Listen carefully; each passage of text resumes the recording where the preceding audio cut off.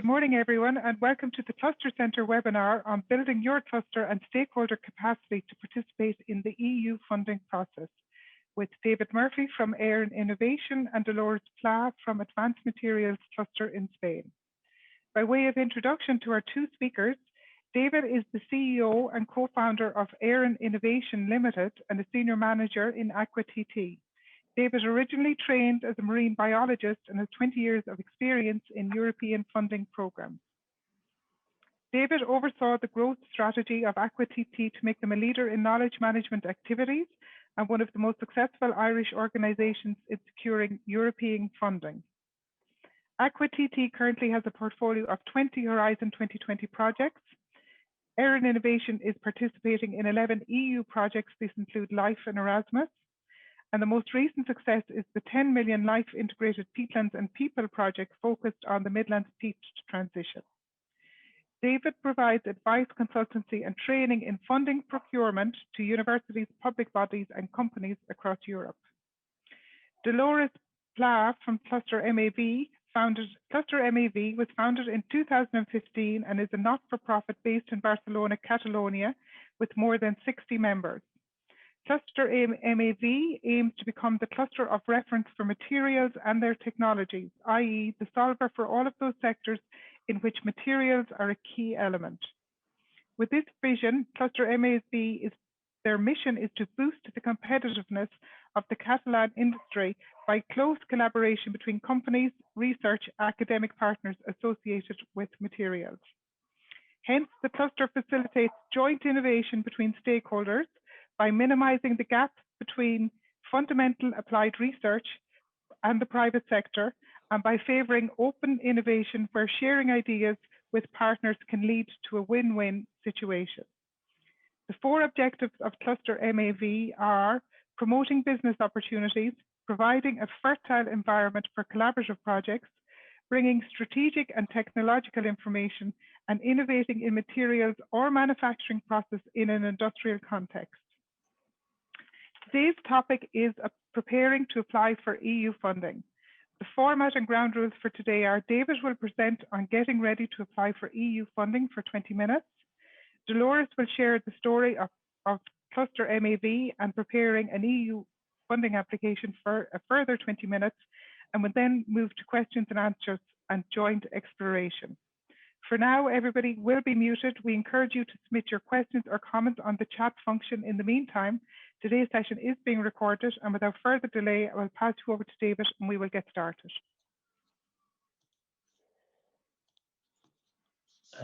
Thanks, Clodagh. Hopefully everyone can hear me, and maybe if I can just get a nod if you can see my presentation. Yeah. Okay, so thanks very much, Clodagh, for the invitation to present today.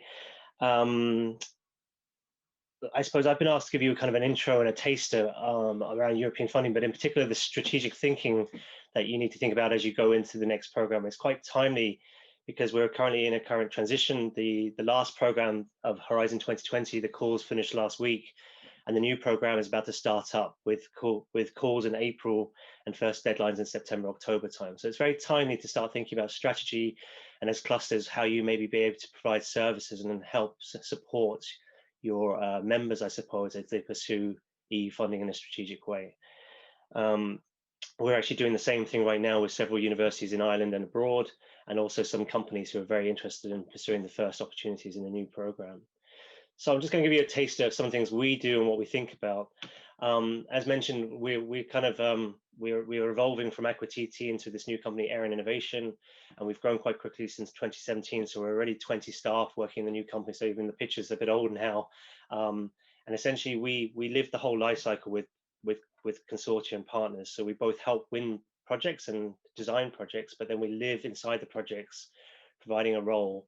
And then at the end, our main role in the project is to try and show the impact and the legacy of those projects. So we live and provide services a whole way around the project lifecycle of European innovation projects.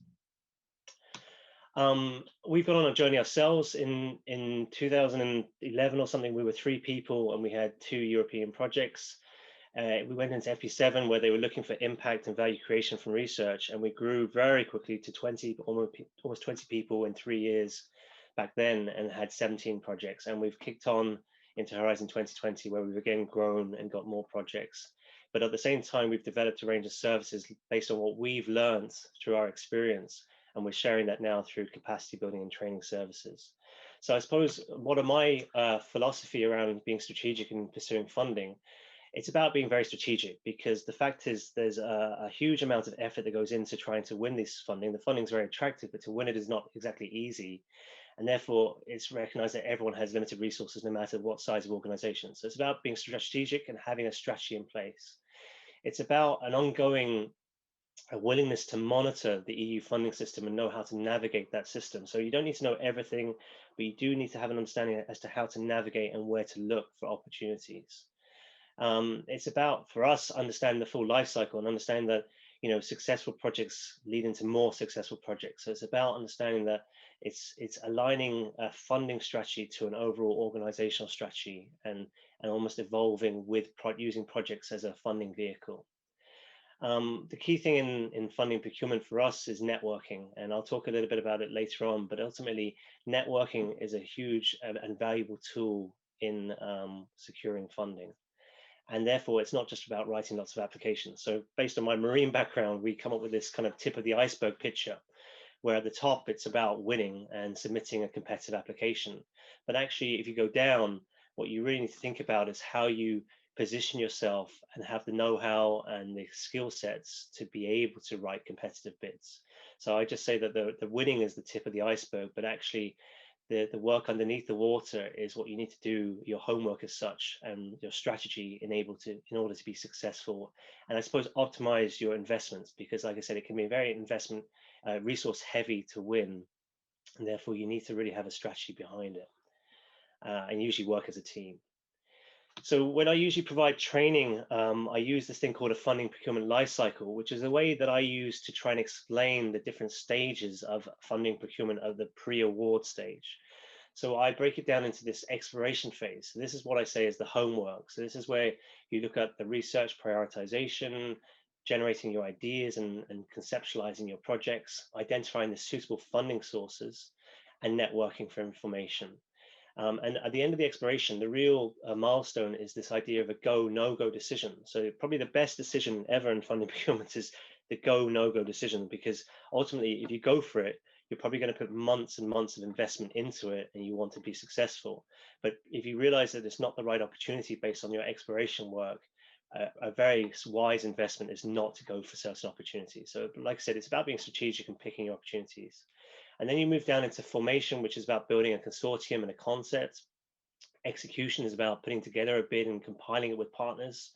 And the finalization is about writing a highly polished competitive application.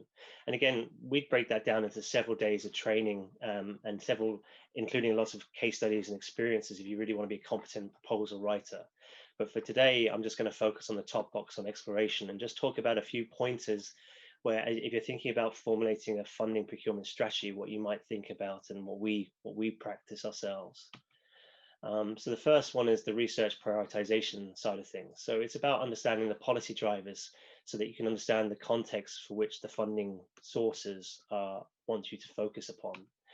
So really the take home here is that you don't need to know everything, and you don't need to read every policy document, but having an appreciation of the overarching policy context, both at a global and at a European and a national level, will help you frame your projects and meet the demands of the calls that will arise from those policies. And like I said, it will also help you understand, like I said, the framing. So for example, on the global level, obviously we have the SDGs, the Paris Agreement, etc. And then at the European level, we have a few key strategic documents, and I've mentioned some of them here. And in some of the slides that I've hidden, but I'll share with you when we distribute this presentation, I'll give you the links to all the sources of all this documentation. And I suppose the key point here is you don't need to know everything and read everything, but you do need to have an appreciation of the context of which you're applying for funding. And obviously, one of the key things in the most recent funding call was the Green Deal, which is a major component of the EU strategy for the next 7 years. And within that, it's all about, I suppose, sustainable growth and protecting the environment whilst growing the economy and creating social cohesion. So there's a lot of sub-elements within it. And again, I'm not going to go into them, but it's just really important to understand the context that, anything that you're framing for funding at a European level anyway, and also I suppose at a national level with the climate action plan, has to be framed within the context of sustainable development. But what was really interesting about the Green Deal, because I think the Green Deal was almost a test case and a precursor to the next funding program, was the components of what these calls look like. There was a lot of calls. And what was really interesting is when you have a look at the calls, they're very broad topics with high ambition levels.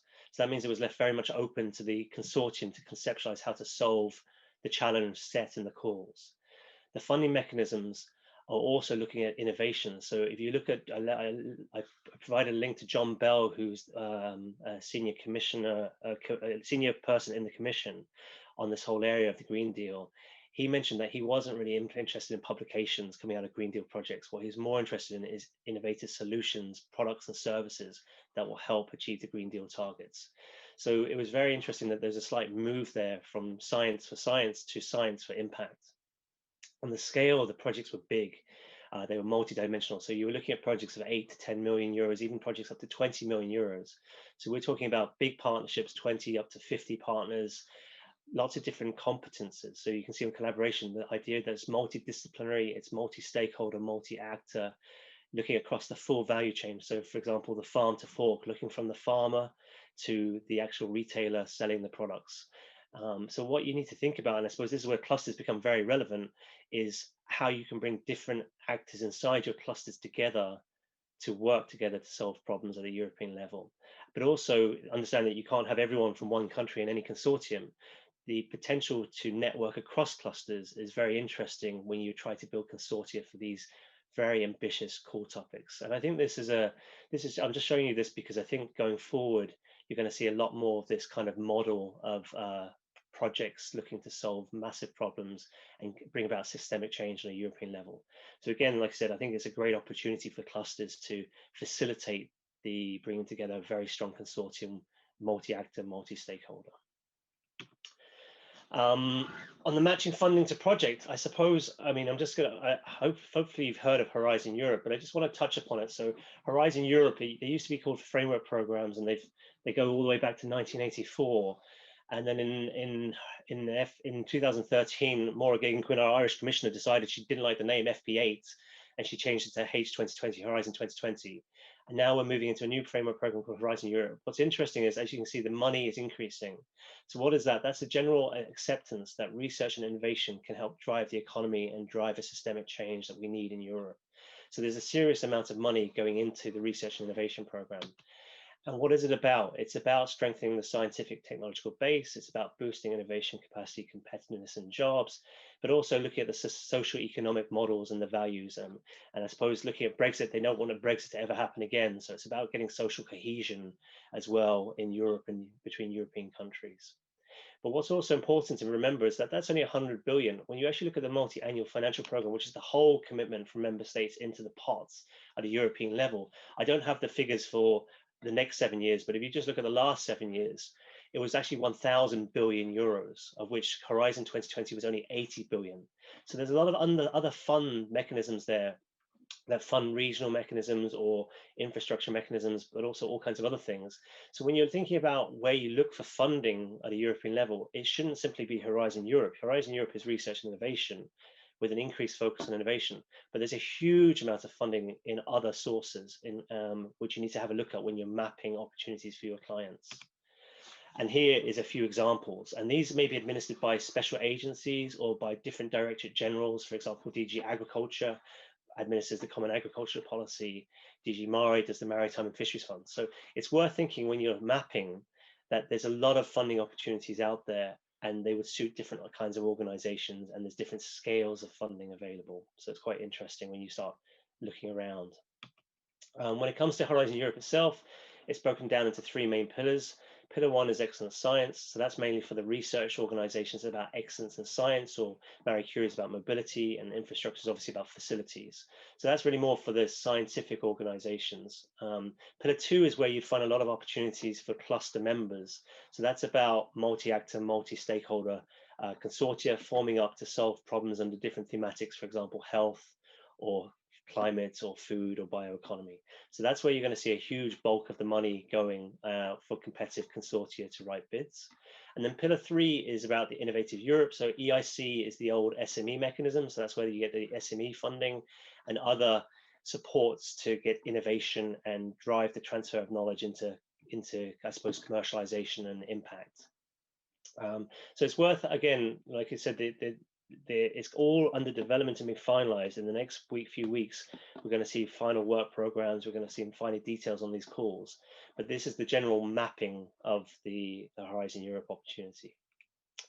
The other thing that's quite interesting about Horizon Europe is the idea that in Horizon 2020 and past funding mechanisms, a lot of money was distributed across a lot of priorities. And what they wanted to do in Horizon Europe was say, well, listen, let's set ourselves a target. Let's set ourselves a key impact in certain areas, and then strive to achieve that through funding mechanisms. So here, they've prioritized 5 areas where you're going to see a huge focus and funding investment, but also a huge social engagement and communication with stakeholders around these areas. And essentially, this is the mission, as in, it's based on the mission. We want to get to the moon. How do we get there? It's the same philosophy here. And again, that's going to drive a lot of funding opportunities that you want to keep an eye on. And these are only being finalized now. They're a little bit late, but it's well worth reading the current drafts of these documents. And again, I've provided them in the notes to this slide deck. So moving on then, the last one is networking that I want to talk about. And I suppose networking is a really key thing. And I suppose that's what clusters ultimately do or should be doing. And that's where you can provide a lot of value, I think. So when it comes to networking, it's really an essential skill for funding procurement. It's a way to gather intelligence, both on opportunities, on competition, on policy context, but also to put yourself out there and make people aware that you exist. In European funding, it's all about connections. I mean, no one really goes into the web and tries to find a partner who can do something. It's all about connections. And again, that's where I think clusters can play a major role in how you can both, I suppose, lobby or represent the views of your clusters on the needs and therefore influence funding calls. It's important to say that the 2021-22 work program for Horizon Europe is already drafted. The work started about 3 years ago. Right now, there's a consultation on the 2023-24 work program. So there is an opportunity now, by engaging at a national level with the contact points and the representatives of Ireland, to influence where the funding might go in 23-24. And again, that's where maybe clusters, if you have a specific view, could engage in, I suppose, what we could call lobbying or influencing where the funding might go in the future. The other thing is about networking with others who are influencing. So again, if you're not a lobbyist and you don't want to be a lobbyist and you don't have time to spend it, but you can influence the people who are lobbying on behalf of a member state or on behalf of a sector that your clusters represents, then you can think about how you try and influence the agenda. It's about identifying potential competition. I mean, when you look at some of these calls, there's certain organizations who are probably essential, and there aren't many of them to solve the problem. So it's about thinking about how you can identify competition, but also, and therefore assess your chance of success. So what we do when we're looking at any given opportunities, we look at how much funding is available, how many projects they'll fund, and then we try and think about the level of competition there will be, because the level of competition will tell you whether this is the right opportunity and whether you're strong enough to win any specific funding source. It's about, like I said, networking so that you can get into the strong consortium. Again, just as a tip, I think Sean McCarthy from Hyperion, who's another consultant around the European funding area, he says that if you know what you're doing, it usually takes about 6 person months to write a competitive EU application. If you're not experienced, it could take you 9 to 12 months of efforts across a team.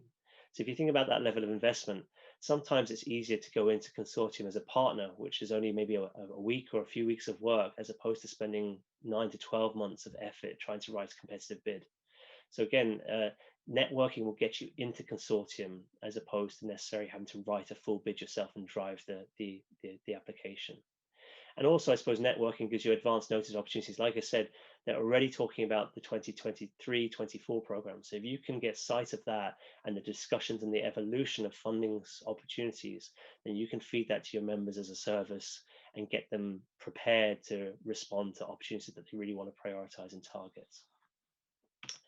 And then the last one is, I suppose, like I mentioned to you at the beginning, this go, no-go decision. So like I said, if it's 6 to 12 months of effort to write a competitive EU application, you really need to think about your own criteria. What is your go, no-go decision making? So, what are the chances of success? Do you have the resources? Do you have the team who knows how to write a competitive bid, or can you bring in a team or use consultants? And are you fully committed? Because if you're not fully committed, you're just going to waste time writing bids that aren't competitive. So it's about, like I said, coming up with a criteria. So sometimes when we work with organizations, we actually work with them to develop their own criteria. So this is an example that we've done for one client, where on the left-hand side, you can see that the proposal factors, we've looked at the strategy and whether it's aligned to the organization, the concepts, the administrative requirements, and the financials. And what we're trying to do here is make them tease out or rationalize whether they should be pursuing any given opportunity or not, in a way that they're strategic. And therefore, like I said, it's not about, oh yeah, we'll walk away, we won't apply for funding. It's not so much that, it's more, we'll pick the right opportunities and put all our investment in the right opportunities, as opposed to, if you think about Ireland, I think Ireland, they said they have a 15% success rate overall in European funding. So that means 85% of all effort is wasted. In our organization, we aim for at least a 50 or 60% success rate on the bids we join. And that's based on our assessment of what we think is a chance of success. And I highly recommend you also think about that criteria. And it will depend on the organization as to what that criteria is. But without a criteria, like I said, you risk going after opportunities that you never had a chance in, So like I said, this is just a taster of some of the things we do. Again, to be competent in this whole area, and in particular to write competitive applications, is a training course in itself. But today I just wanted to give you a taste of some things you need to think about strategically, I suppose, as you look at this really amazing opportunity. It sounds amazing, 80 billion euros or 100 billion euros, but in reality, putting down any lump of 5 or 10 million euros, you need to be very strategic, because the competition is quite significant. And especially with the current austerity and the current COVID situation, I think a lot of people will be looking to Europe for funding, and therefore it's likely to get even more competitive. So a little bit of strategy will hopefully optimize and make you more efficient in pursuing those opportunities. So thank you. Thanks for your attention. I'm sorry that was a bit of a flash intro, but hopefully it's given you some ideas to think about. Thanks, David. That was brilliant. Thanks a million. For questions that are coming up from you, you might post those to the chat in the meantime. David, if you can stop screen sharing, we'll go to Dolores. So I'm sure that has brought up many questions with regards to preparing to apply for EU funding. So please do post to the chat in the meantime, and we'll have a question and answer session afterwards. So Dolores, welcome.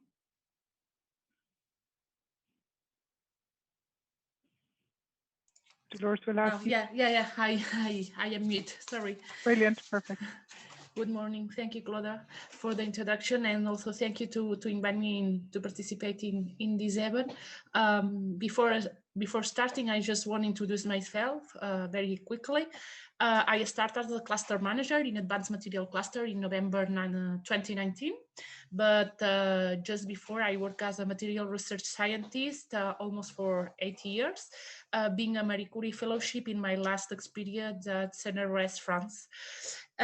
Also during my Curie fellowship, I took the advantage of the grant to study the executive MBA, so complement my profile with a business part. And just to complete my career, just mentioned that before all of that, my research and cluster manager experience, I have worked as a consultant in a public funding in a consultancy, and also as a chemist in several organizations like Henkel here in Ireland. So just after this brief introduction, it's just to explain that I have some experience related to European funding with the Marie Curie fellowship that I prepared myself, but also collaborating with the FET Open related to a research project. Also doing my business experience in a life plus program. And now in these 2 years, the cluster was granted as in a COSME project and an INNOSUB project. So I hope that my experience can help you just with some tricky points that we learn during the path. I don't go deeper. What is Cluster MAV? I think that Claude make a perfect introduction. Just mention that we are a technological-based cluster. So we are focusing in solutions that can be in different topics. And we are very transversal, means materials or advanced materials, we can find them everywhere. So this means that we can go for multiple application, multiple industries. So in order to be focused, we maintain the cluster strategy and the cluster activity on the technological point with the solutions that we can offer to end users that really need some support in terms of materials. So just before going deeper with the topic that we addressed today, that is European funding, I just want to explain you how we work in the cluster, because maybe it can help later to understand how we also work with the European funding possibilities and opportunities. We have developed a model that includes 3 levels. The first level is to really understand very well the members, and to really understand these members means that you need to build a confidence between them, that this is not done in one day. You need time. You need to really spend time to listen, to understand what they need, understand what they are looking for, identify their challenge, share knowledge. It's a win-win relation. And when you start building this trust, then you get that in return, you receive the involvement and the commitment of the members. From Cluster MAV, MAV, sorry, this is our first level and the basis to start working then with all the stakeholders included in the cluster. The second level is more the members and the ecosystem try to enhance the detection opportunities, try to enhance the cross-networking between members and beyond the members of the cluster. Also taking in account stakeholders that included in the ecosystem and maybe are not now members of the cluster, in order to accelerate synergies and promote collaboration. And during this networking process, we can say, or exchanging process, members as well as the cluster learn a lot of things related to the materials from the technological point of view, but also from the needs of the market. And this is really important then when you want to build some projects that you are attempting to get European funding.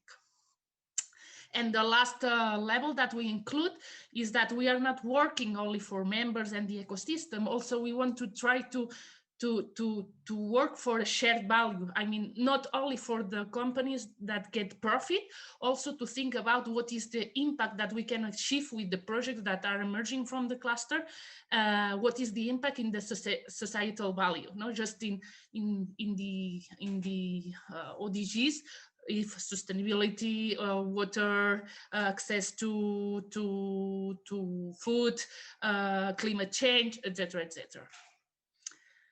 So just in this context, I just want to explain in some points how we work as a cluster and share with you some experience preparing European funding proposals.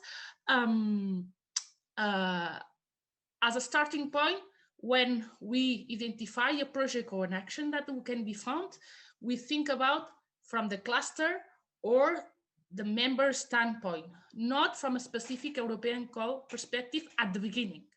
I mean, first of all, we think, okay, about the project. What is the project? What is about this project? Is R&D, is innovation, or is coordination and support? We can identify that. It's really clear.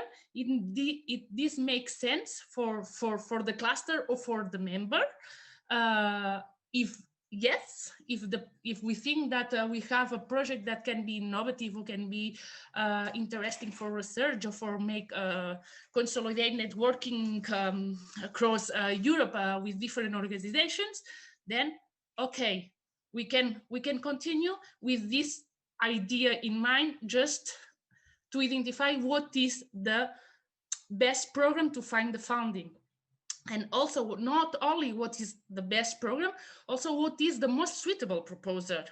I mean, it's the cluster, should be the cluster, the leader of the proposal, or should be a business-based consortium, or the project is too focused on research or make more sense that it's a research-based consortium. I think that it's important to be aware of the topic of the project and also accept your limits. In our case, for example, in the case of the cluster, Cluster MAV, we are a small cluster. We are 60 members and we have a small team. So from the beginning, I was really, I have really clear in my mind that we cannot lead any European project because we don't have the capacity. So our strategy was always try to participate as a participant. And then find what is the best projects that we want to explore and maybe give the idea to another one in order to build a strong consortium. It's like also sharing. It's you can think that maybe you lose the opportunity, but no, for my standpoint, it's not I lose the opportunity to lead the project because I have no this capacity to lead this project. It maybe can be a problem in midterm. And after that, just really check what is the best program that where I can submit the proposal. Once this is more or less done, okay, let's get a start. And then it really be sure that you need to do your choices. First, as David already mentioned, a good proposal needs time. And we'll evaluate for sure. So needs flexibility and adaptability. And then should be really clear the objective. And this objective is what you want to achieve with the project. And then be sure the value proposition of the project and the added value that is bringing the project is already done in Europe. Check it. Usually when you have an idea, when you try to look for some information, you realize that already someone once has done something similar. So this maybe is a starting point to really evolve the project in order to get where you can bring added value with your project and really identify a clear and unique objective that can bring interest for the European Commission. Once this is identified, then you can target what is the target group or the markets that you want to address with the project, investigate the interest amongst the target group and the major stakeholders.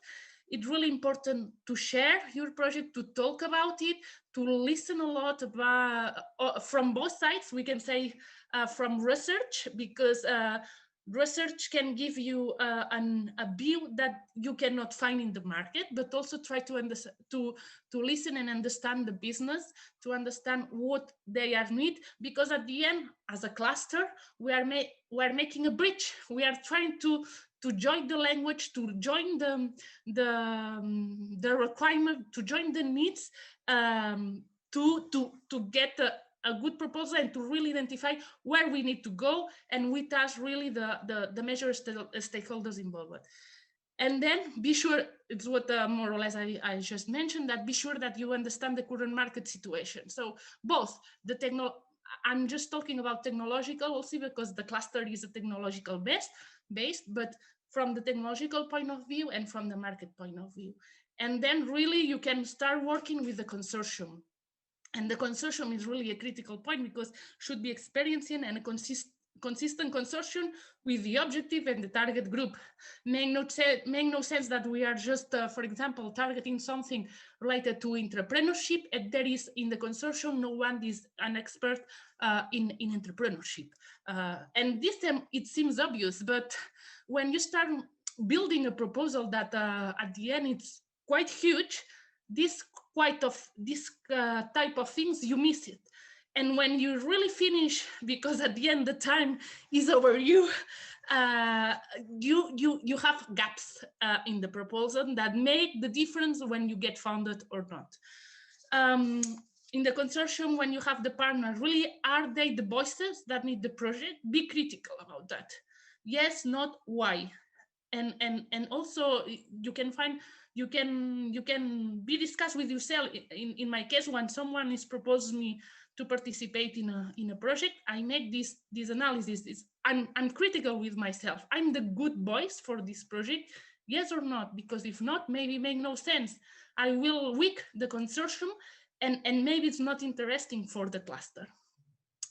Try to not cover the European map artificially, because sometimes it's so evident, and it's not giving more support for the proposal. It's important to identify your starting point. As I mentioned before, you have your idea, but really identify that your idea is completely new, or is something done, and for this reason the starting point is not in the beginning, in the 0, maybe it's in 5 to get 10 in the process of the project. This can be applied for a lot of projects. And then involve the partners in the preparation, the ones that you think that can be can build a consortium. Talk with them about the project, and be receptive to be challenged. I think that this is very good. Really just try to present the project, make the defense of the project, but for counterpart, be challenged. Give the opportunity the others to challenge you, from both sides, for technological and from the market. Have you think about that? Really, this is really important. This is really critical, because you know that, and you learn a lot of things that can really enrich the project. And then make a difference. I think also David mentioned that it's really important to make a tangible impact. But the tangible impact means that you need to prove that really you make a difference. And the proof is with facts and figures, not with text only. You need facts and figures that can support that you can bring an impact with your project. So after all these, we can say, clear steps, just at the beginning, it's important I recommend you to do a preliminary 2-3 pages, just covering the objective, the target group, and the measure steps to be challenged. If these preliminary 2-3 pages, there are no gaps, you can continue.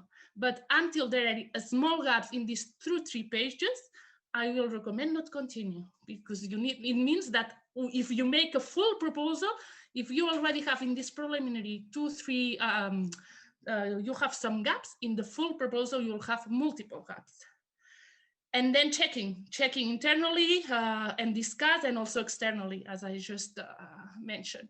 And when you write the proposal, really find the tuning objectives, target group, define the methodology, work well with the working plan, try to divide the project in work package, really make a good assignation with responsibilities and resources, the chronogram, the project management structure, and the communication exploitation plans. These are quite the typical points that are included in a proposal, in almost all the proposal, research and from the business or cluster proposals standpoint. And the budget, bottom up, don't start from the big number, really that the budget should be consistent with your project. Make sense, all the numbers, or all the small parties of the project with the working plan, and of course following then the guide instruction and the evaluation criteria. And finally, when you have already worked with the proposals, it's the end, it's almost the end, but it's really important. First, have 1 or 2 final reviewers to homogenize, standardize the language of proposals. If several people is working on it, you need to really, because if not, you see that there are several writers, and this is very annoying.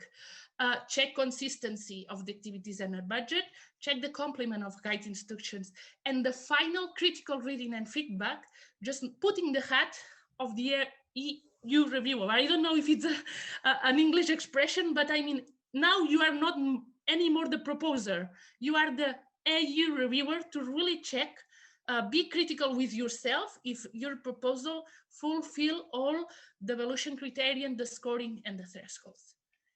And that's all. Thank you very much for your attention.